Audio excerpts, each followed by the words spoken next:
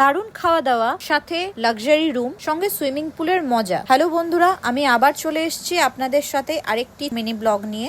Swimming পুলে আমরা প্রচুর আনন্দ করেছি, কিন্তু জায়গাটি কোথায়? আমরা চলে যাচ্ছি মন্দারমণি। মন্দারমণির ব্যাপারে আপনারা অনেকেই জানেন। যারা একটু নিরিবিলিতে কাটানো পছন্দ করে এবং সমুদ্রকে নিজেদের মতন উপভোগ করতে পারবে, তাদের জন্য মন্দারমণি বেস্ট জায়গা। সমুদ্রের ধারে যে দোকানগুলি রয়েছে, সেই দোকানগুলিতে চা থেকে শুরু করে ব্রেকফাস্ট, লাঞ্চ, ডিনার, স্ন্যাক্স সবই পাওয়া যায়।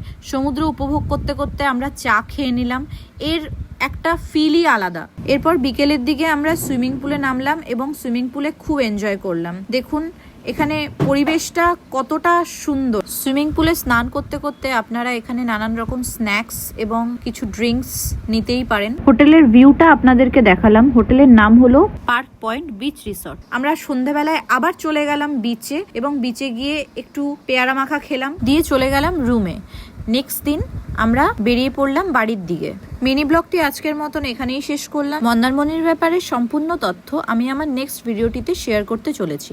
দেখা হচ্ছে নেক্সট ভিডিওতে। আজকের মতন টাটা।